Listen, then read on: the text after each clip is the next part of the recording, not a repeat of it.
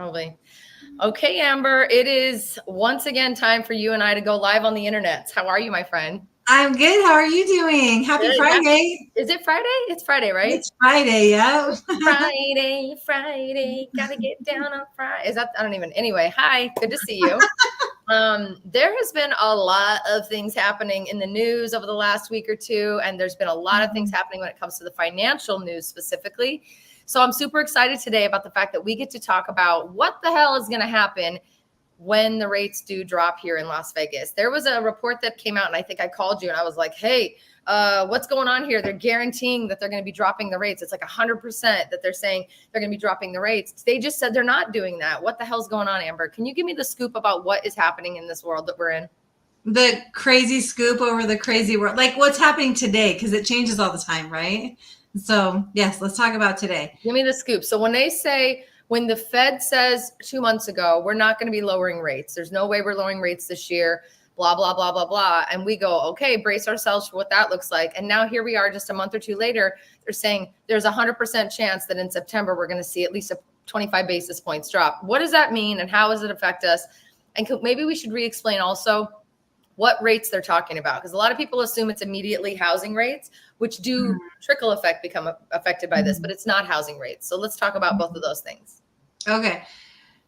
So when they say 100% chance in September, right? So they have the Fed meeting at the end of this month, July. And that's probably where we'll get a little inkling of them getting a lot calmer about things, not being so harsh on words and stuff like that. So, but when they talk about 100% chance in September, that's the market's betting on what's going to happen. Okay. So they're watching what's happening in the reports that are coming out. Is it still a chance if they're saying 100%? Like, why are we saying the word chance? That doesn't compute. Just let me put that there. I know, right? Because they can't guarantee it because they're betting. Exactly. So when they're betting, sorry, I interrupted you, but what happens? What's going on here? Because listen, I'm smart, but I'm not this smart. Okay. I'm trying to keep up with all this and I'm lost. All those little smart number people, it's kind of like going to Vegas, honestly, and betting on a number. So they're always betting on, just like when you buy stocks, you're betting on a company doing good or a company doing bad, So right now they're betting on, based on how the reports are flowing right now, that the Feds look at to be able to weigh what they're going to do with rates, keep it steady, lower rates. And because remember at the beginning of the year or the end of last year, they came out with this dot plot graph that said that they're going to lower rates at least 4 times this year. Yes. And all that kind of stuff. So all of that comes into play, and how things are rolling out with the reports that they're looking at. It looks like there's a definite 100% chance is how the markets are betting it. Guaranteed, not chance, but chance. That the Feds will lower the rates as long as everything kind of continues the way that it's doing right now. I mean, but it's a long time until September. So you have to keep watching the reports and stuff like that, because that 100% chance can go to like a 90 or an 80 if things kind of go backwards. 2 months ago, it was 100% chance it's not happening. So I'm always at the end of the day going, so who knows the answer? Who do I listen to? Who actually knows what's going on? And the reality is that nobody does. It's all ebb and a flow. Yeah. Let's talk a little bit about the rates that they're talking about specifically. And just because I think we haven't done that in a while, and it's important to kind of re-educate everybody. Like, we're not talking about housing rates. We're talking about other rates that will then affect housing. Yeah. And it's really important to kind of look at all of it. So when the Fed says they're going to lower the rates, they haven't said that. That's the market's betting on it, right? But when they say that, when they come out that day and say they're going to lower the rates by 0.25%, that's short-term rates. So that's like car loans, credit cards, those kind of things, right? So that's lowering that. But the perception of what they say affects our rates on the long term. Right. So there's also one other thing to look at. So when all of this started happening, that we were paying so close attention to the Feds and what they were doing and everything else, was when COVID happened. Yep. And when COVID happened, they were lowering rates like crazy, and our rates were going down, but they only meet every 6 weeks to lower those rates, right? Right. But the rates were lowering a lot faster. And the reason why is because they were putting in an obscene amount of money into mortgage-backed securities. So that money that was going into mortgage-backed securities was actually what was dropping the rates so quickly. Right. And then with the, the dropping of the basis points that they drop every 6 weeks, but the money that they dump into mortgage-backed securities is what makes it go faster. So when they come out in September, and I hope they say, let's lower the rate. I mean, some of me hope, some of me doesn't, because there's some things that we're going to talk about that it'll affect in a negative way. Like there's never anything positive that doesn't have a negative, right? Like it always kind of goes together, but what they put into mortgage-backed securities matters. So if they're really trying to lower rates, they'll lower the basis rate, and then they'll also put more money into mortgage-backed securities to get the mortgage rates to go down faster. So if they don't do both of those things, then you'll see a dip in rates, but you're not going to see a big dip like you did like COVID time. Does that make sense? I think everyone's still holding their breath for free candy, free money. They all want that sugar high, right? That we got during COVID. That's not going to happen. I'm sorry, my friends. It's not going to happen. But look, before we continue, I just want to remind anybody who's watching today, we're going to talk about what is going to happen when and if the rates do drop here in Las Vegas when it comes to real estate. So stay tuned. We're going to move through a few things. If you have questions for us, it doesn't have to be about this topic. Drop it like it's hot in the comment box below. We'd love to chat with you. We'd love to answer your questions. We'll be doing questions at the end. And then I also wanted to give you guys an opportunity to help me with a little project we're going to do, a little exercise we're going to do it in a few minutes. I'm going to be pulling up the MLS, and we're going to look at what is available, how many houses are available for each and every kind of price bracket. So do me a favor, throw me like a price point and what you're looking for. 4-bedroom, single story with a pool under 500 or something like that. So give me some categories and some parameters to work with, because we're going to do that together in just a second. Just put it in the comment box below. Thank you to everybody who's already tuned in. So Amber just walked through a little bit about what the heck's being said in the news and all this, the swirling information that's going around that there's 100% chance, doesn't make sense, 100% chance that they're going to be lowering the rates in September. Great. So I immediately kind of freaked out, because I'm very, very, very keenly aware of what is going on right now, even with the current inventory status that we have here in Las Vegas. What is happening right now with pricing? What is happening with new homes? I'm afraid for them to lower the rates too much. Do I want lower rates? Of course I do. Do I want more people to be able to buy homes? Of course I do. But this happened just a couple years ago. About 2 years ago, we had this exact same scenario where we were at a certain rate, and then boom, they started dropping the rates. Boom, they started dropping the rates. And then it turned into a feeding frenzy, like piranha on someone inside a lake, right? Piranha eating all of the inventory alive.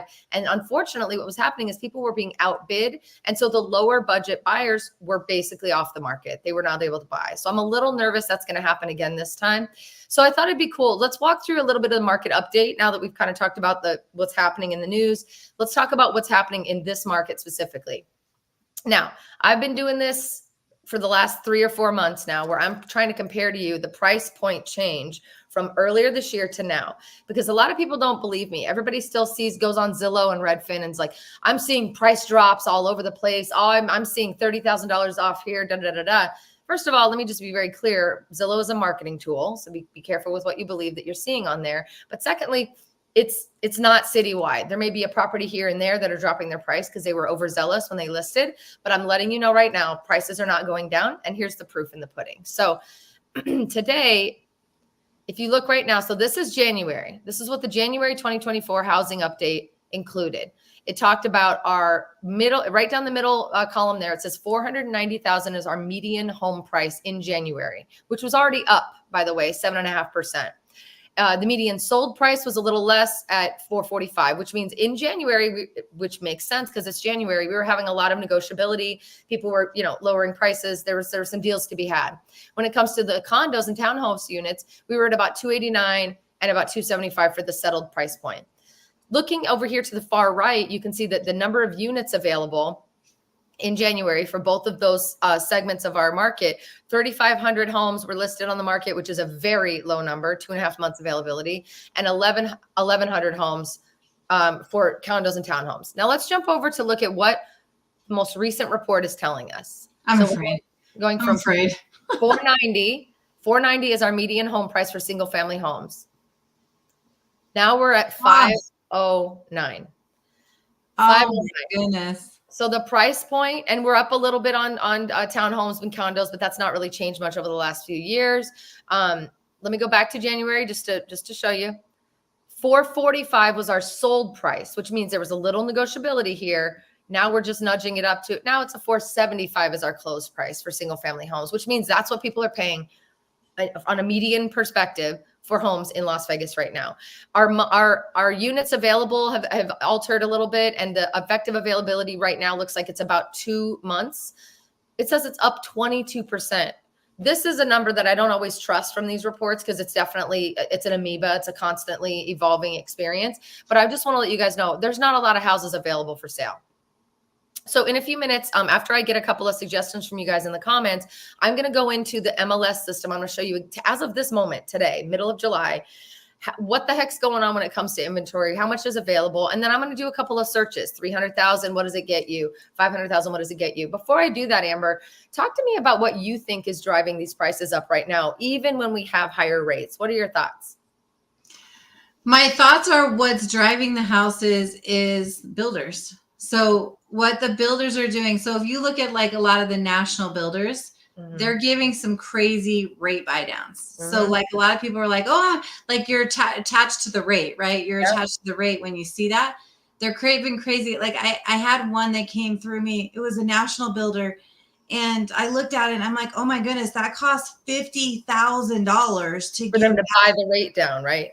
From where the rates are to what rate they were giving, it cost $50,000 for the price point that they were looking at. So I was like, dang, that money, these are national builders, you know, with stockholders and everything else. They're not here to lose money. They're not here to just give it away. They're not here to give it's not a nonprofit organization. They're not here to give it away and lose money. So when you see a rate that's really out of whack, you really need to look at the price of that house, because they're getting everybody to look at this rate. Like I've seen some that are like 1.99, you know, they're getting everybody to look at this rate while they're raising the price a very large amount. And that's affecting our market in a very big way, because we're all got our eyes attention on rate, while the price of the house just went crazy high.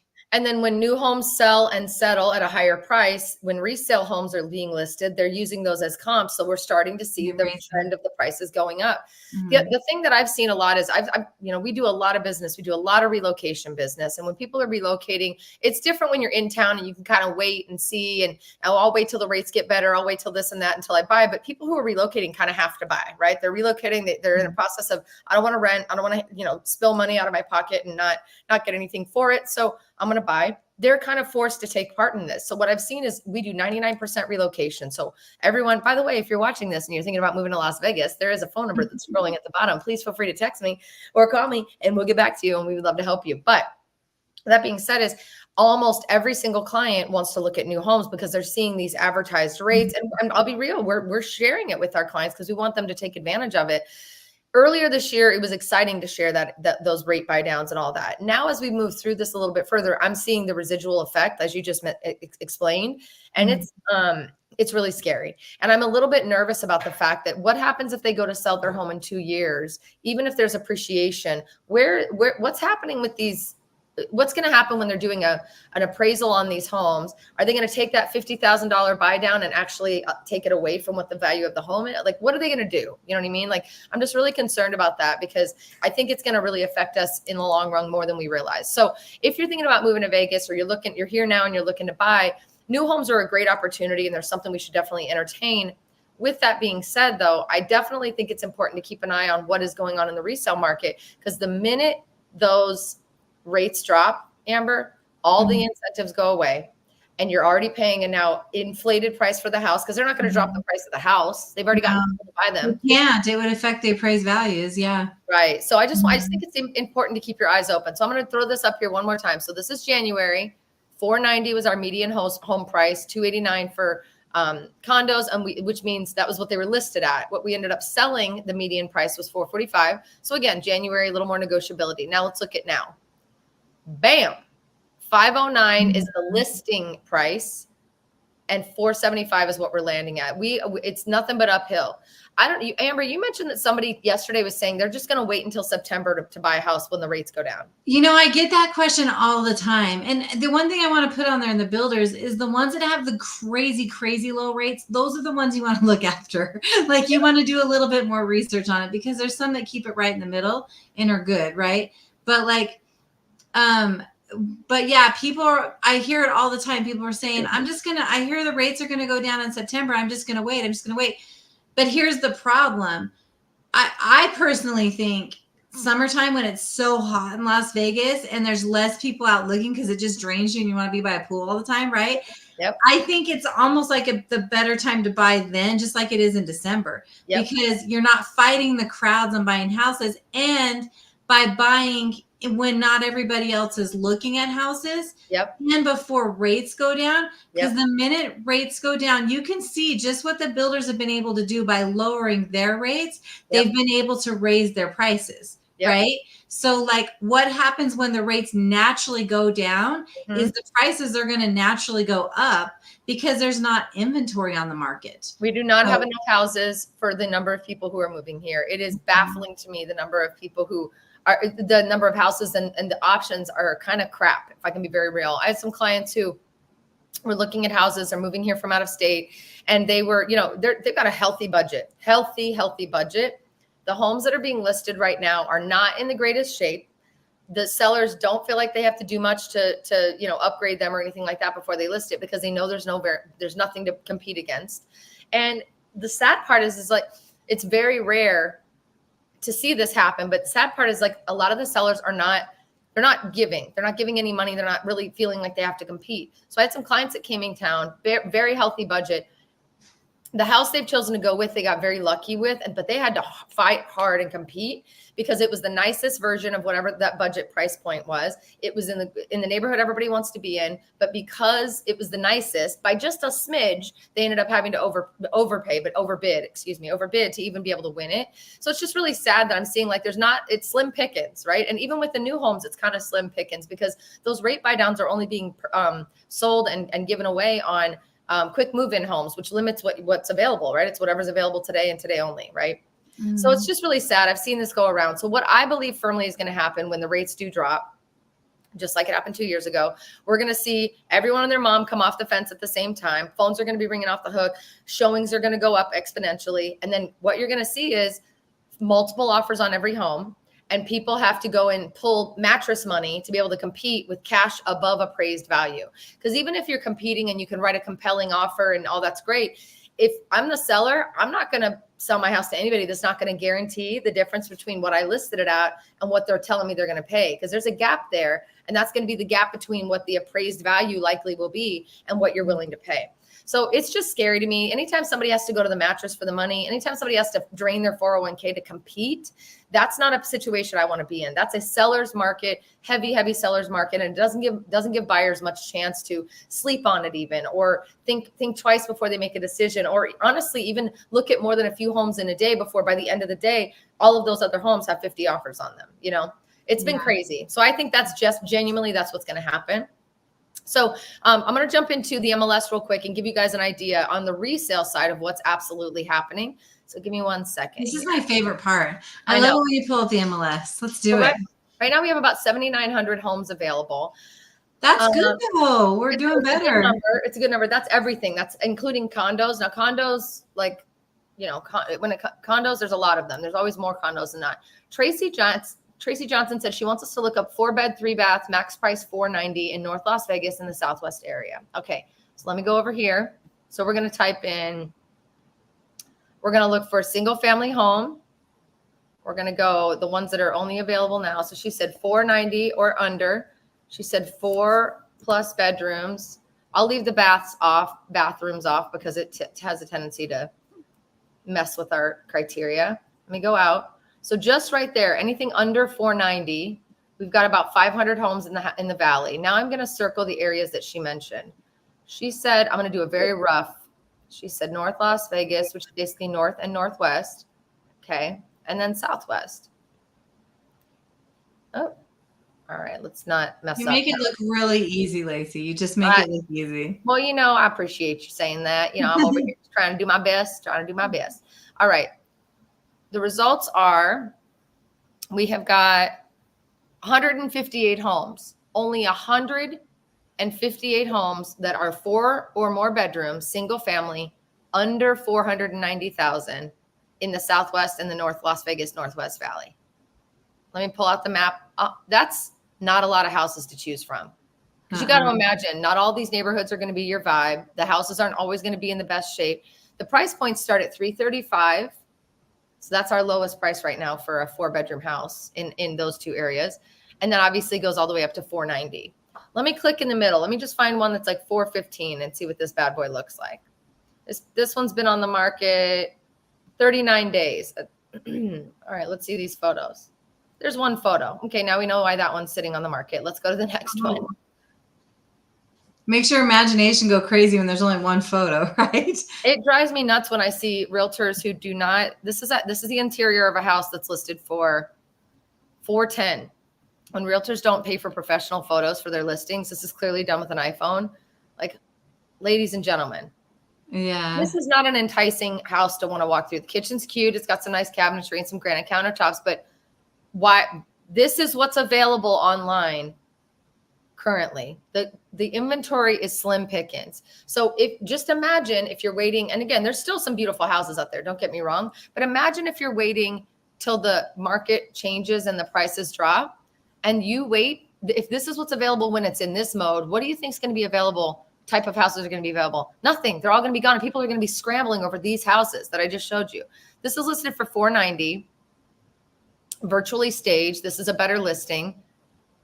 But these houses are not updated. They're not very, set for success, if you will. This is kind of a baseline listing, tile floor, nothing crazy, cute house. It's almost a $500,000 house. And this house is, 1,800 square feet. 1,800 square feet, 89178, almost $500,000 house.